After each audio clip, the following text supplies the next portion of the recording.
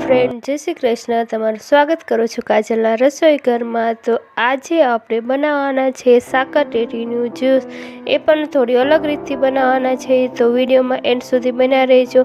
અને જો મારી ચેનલમાં નવા હોય અને મારી અવનવી રેસીપીઓ તમને જોવી ગમતી હોય તો મારી ચેનલને લાઈક કરજો, શેર કરજો અને મારી ચેનલને સબસ્ક્રાઈબ કરવાનું ભૂલતા નહીં। તો ચાલો આપણે બનાવી લઈએ સાકરટેટીનું ખૂબ જ હેલ્ધી એવું જ્યુસ। સાકરટેટીનું જ્યુસ બનાવવા માટે પહેલાં તો આવી પાકેલી સાકરટેટી લેવાની છે। બહુ પોચી પડી ગઈ હોય તેવી નથી લેવાની, આવી રીતની ફ્રેશ, તાજી અને પાકી ગયેલી સાકરટેટી હોય તે લેવાની છે। અહીં મેં 2 સાકરટેટી લીધી છે। તમારે જે પ્રમાણે જ્યુસ બનાવવો એ પ્રમાણે વધુ ઓછું કરી શકો। પહેલાં તો આપણે સાકરટેટીના આવી રીતે ઉપરથી ગોળ ગોળ કટ કરી લેવાના છે, કારણ કે આપણે જે સાકરટેટી છે એમાંથી પલ્પ કાઢી લઈશું અને પછી જે બહારની છાલ છે તેનો ઉપયોગ કરવાના છે। એટલે હું આવી રીતે તેનો પલ્પ કાઢી રહી છું। આવી રીતે ચમચીની મદદથી ગોળ ગોળ ફેરવશો એટલે ખૂબ જ આસાનીથી સાકરટેટીનો જે પલ્પ છે તે નીકળી જશે। અહીં હું બિયા પણ એડ કરી રહી છું। બિયામાં ખૂબ જ સારા પોષક તત્વો રહેલા હોય છે અને સાકરટેટીના જ્યુસનો ટેસ્ટ ખૂબ જ સરસ આવતો હોય છે। તો અહીં આસાનીથી આપણી સાકરટેટી એકદમ જ સરસ પાકેલી છે એટલે આસાનીથી એનો પલ્પ નીકળી જાય છે। તો આપ જોઈ શકો છો એકદમ જ તાજી, ફ્રેશ એવી આપણી સાકરટેટી છે। તો આવી રીતે ચમચીની મદદથી અંદર રહેલો બધો જ પલ્પ કાઢી નાખવાનો છે। તો આપ જોઈ શકો છો આવી રીતે બધો જ પલ્પ એક બાઉલમાં લઈ લેવાનો છે અને એકદમ જ આવી રીતે બાઉલ જેવો આકાર આપી દેવાનો છે। પછી આપણે તેમાં આ પલ્પમાં આપણે 2 ચમચી જેટલી ખાંડ એડ કરીશું। તમારે પહેલાં સાકરટેટી ચાખી જોવાની, સાકરટેટીમાં તો ગળી હોય તો ખાંડ છે તે ઓછું રાખવાનું, ખાંડને તમે સ્કીપ પણ કરી શકો। અહીં હું થોડી મોળી છે એટલે ખાંડ એડ કરી રહી છું। તો આપ જોઈ શકો છો હું અહીં દળેલી ખાંડ એડ કરી રહી છું। 2 ચમચી જેટલી દળેલી ખાંડ એડ કરી અને તેને સારી રીતે મિક્સ કરી લેવાનું છે અને પછી આપણે તેને મિક્સર જારમાં થોડું મીડિયમ પીસી લેવાનું છે। બહુ બિયા પીસાઈ જાય એટલું નથી કરવાનું, થોડી જ વારમાં આપણે એક આંટો ફેરવશું એટલે એકદમ જ આસાનીથી તેનું જ્યુસ બની જશે। તો આપ જોઈ શકો છો હવે એક આપણે મિક્સર જાર લઈશું અને થોડો આપણે તેમાં બરફ એડ કરીશું। તમે ઠંડુ પાણી પણ એડ કરી શકો, હું અહીં બરફ એડ કરી રહી છું।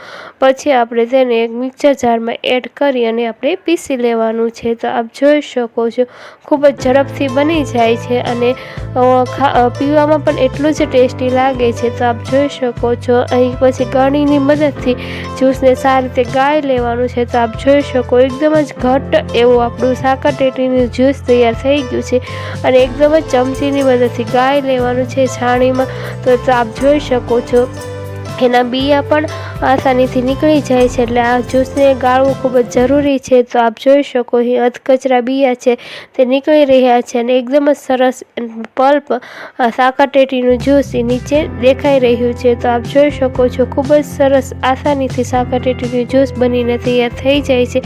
હવે આપણે તેને સાકરટેટીના બાઉલમાં જ આપણે સર્વ કરવાના છે। તો આપ જોઈ શકો છો આપણે જે રીતે એમાં પલ્પ કાઢ્યો એ જ છાલમાં આપણે સર્વ કરવાના છે। હવે આ સાકરટેટીના જ્યુસને આપણે બાઉલમાં કાઢી લેવાનું છે।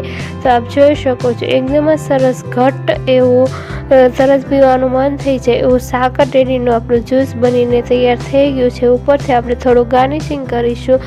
ગાર્નિશિંગ કરવા માટે હું અહીં થોડો આઈસ્ક્રીમ એડ કરી રહી છું। આઈસ્ક્રીમ એડ કરવો ઓપ્શનલ છે, તમારી પાસે હોય તો તમે ઉમેરી શકો, નકર તમે સ્કીપ પણ કરી શકો છો, પરંતુ આઈસ્ક્રીમનો ટેસ્ટ ખૂબ જ સરસ આવતો હોય છે એટલે હું એડ કરી રહી છું। પછી આપણે તેમાં કાજુ બદામ અને તૂટી ફ્રૂટીથી ગાર્નિશિંગ કરીશું। તમે ચેરી પણ એડ કરી શકો, તમારી પાસે જે ડ્રાયફ્રૂટ હોય એનાથી તમે ગાર્નિશિંગ કરી શકો, તમે અંદર પણ એડ કરી શકો। હું અહીં તૂટી ફ્રૂટી અને કાજુ બદામ અને પમ્પકિન સીડ્સથી ગાર્નિશ કરી રહી છું। પછી આપણે સ્ટ્રોમાંથી તેને સર્વ કરીશું। તો આપ જોઈ શકો છો કેટલું સરસ એવું સાકરટેટીનું જ્યુસ બનીને તૈયાર થઈ ગયું છે। હવે હું એમાં એક સ્ટ્રો એડ કરી રહી છું અને બાળકોને તો આ જ્યુસ બહુ જ ભાવશે, બાળકોથી લઈ વડીલોને બધાને ખૂબ જ ભાવશે। તો તમે પણ આ રીતે સાકરટેટીનું જ્યુસ ઘરે ચોક્કસથી બનાવજો, ખૂબ જ ટેસ્ટી બને છે અને ખૂબ જ ઝડપથી બની જાય છે। અત્યારે સાકર ટેટી તો ખૂબ જ પ્રમાણમાં મળતી હોય છે, તો તમે આ જ્યુસની રેસીપી ચોક્કસથી ટ્રાય કરજો। ખૂબ જ હેલ્ધી છે અને ખાવામાં પણ તમને એટલું જ ટેસ્ટી લાગે છે અને ગાર્નિશિંગ પણ એટલું સરસ કર્યું છે એટલે બાળકોને તો ખૂબ જ મજા આવશે। તો આપ જોઈ શકો છો કેટલું સરસ એવું આપણું સાકર ટેટીનું જ્યુસ લાગી રહ્યું છે। તમે પણ એકવાર ચોક્કસથી ટ્રાય કરજો।